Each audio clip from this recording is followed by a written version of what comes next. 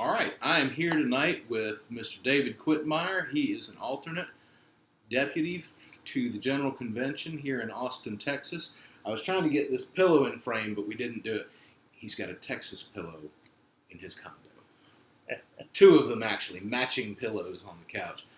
David, tell us about what the work you're doing here is.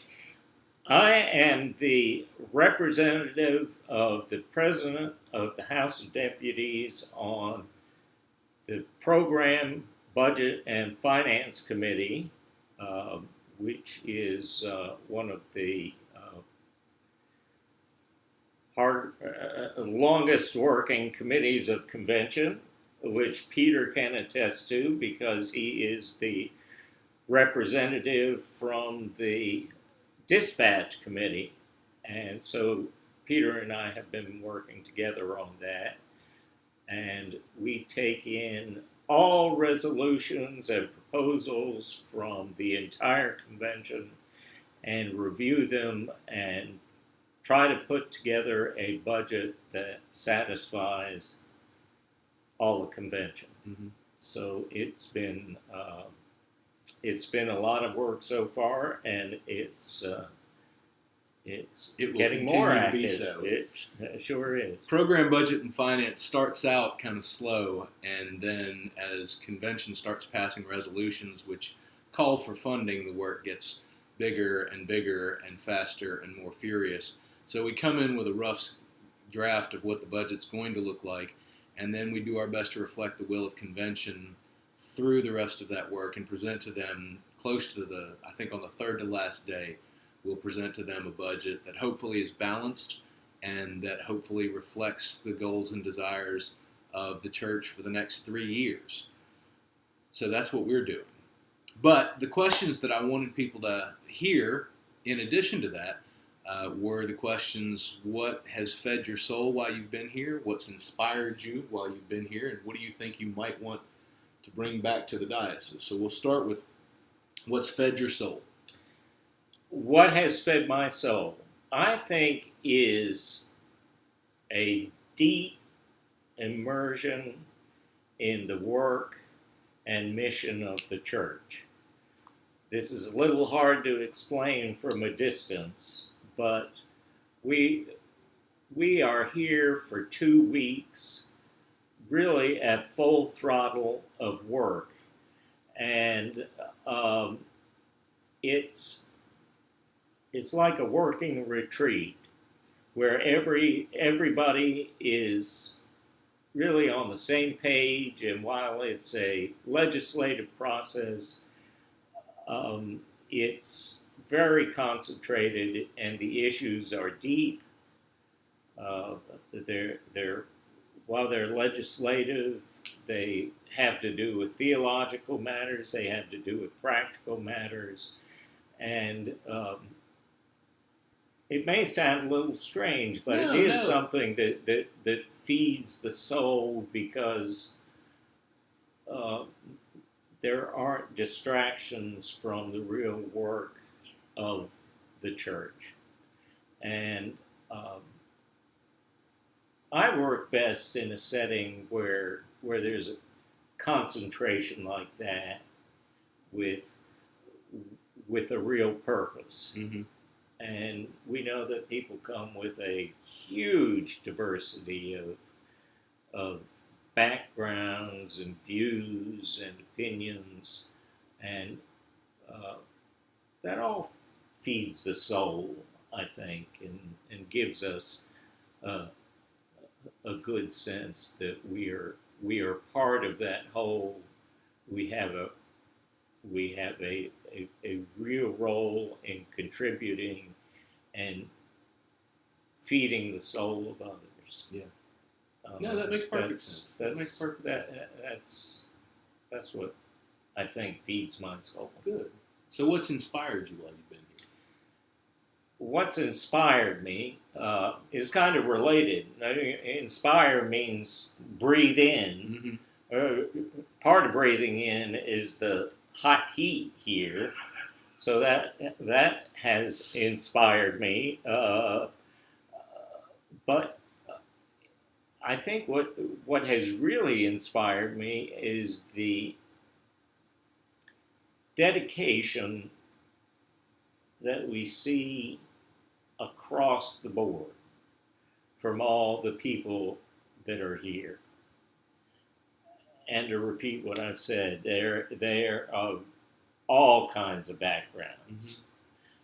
Uh, Many and most pretty different from our experience and culture in the Central Gulf Coast. But it is inspiring to see that at work, because we take it in. We are not judgmental, and I don't get a sense that anyone is judgmental in our process, and it's inspiring to me to see that we are a church that is more than nationwide. It's very broad, has a very large international presence, and I don't think we always get that sense from our home parishes, and it is a view of the church, is visual, it's legislative, it is deeper than that too, and I found it inspiring. Good. What, if anything, have you seen that you want to take back home to the diocese? What I'd like to take back to the diocese is the sense or the reality of how this church works. Because we're not just a community of congregations. We are a church that listens to all voices. And those voices are not all in agreement, which is why our legislative process, I think, is important. We have the House of Deputies, where we've been involved. There's the House of Bishops that I've had the chance to observe for the first time. And I think it's important for our folks at home to know that every order of ministry, which includes laity, absolutely, and priests and deacons and bishops, have a voice and a role in how this church operates, what our principles will be, what the specific elements of running the church will be. And there's no system like it.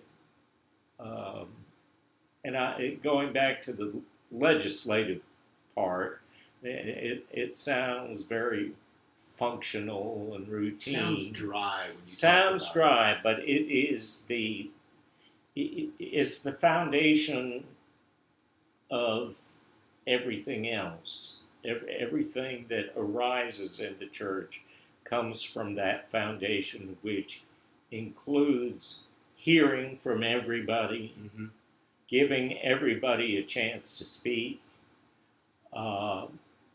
and done in good faith, with good spirit.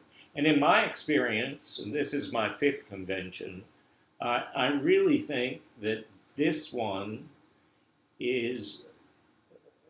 has the least rancor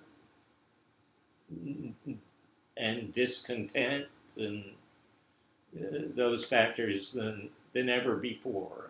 I really sense a cooperation in doing the work of the church and finding the right way forward. And that is, I think, what I would take back to the Central Gulf Coast. And I'd also like to take back the fact that, you know, our deputation are real leaders. Peter's been active in the work of the church, because I've seen him at all the meetings I've gone to, and he's been great in communicating things. And our other deputies and alternates have been very actively involved in participating or following the work of committees and other activities in convention. And I think I'd like to take that home, that the Central Gulf Coast is recognized at the national level, and that is, I think, worthy of some pride. There's great pride in it. Yeah, for those of you who don't know, the days here begin generally about 7:15, 7:30. And there are hearings, and then there's legislation. And as the hearings grow shorter and fewer, and the committee meetings grow shorter and fewer, the legislative calendar grows. And so while it may seem like there are fewer things that we're doing at the beginning of convention, the action all picks up at the end in terms of what we pass. But we'll talk more about that tomorrow when we talk with, actually not tomorrow, but the day after that. Tomorrow we'll be hearing from Eleanor Reeves and from Becky Taylor Scott, who was honored today at an ECW luncheon, and who is, if memory serves me right, the president of Province 4, the Southeastern United States, the ECW for Province 4. And we'll be hearing from them tomorrow. And we will be proud to wear our Beckwith shirts. That's right. I'll be casual tomorrow. Real casual. We all will be We casual all will be, which will be kind of a change for our deputation. It'll be fun. We're looking forward to it. Yes, indeed. Thank you, David. Thank you for your time. Absolutely. Peter. My pleasure. That's all for me from Austin, and on behalf of David Quitmeyer and the rest of your deputation, please do keep us in your prayers. God bless, and we'll see you soon.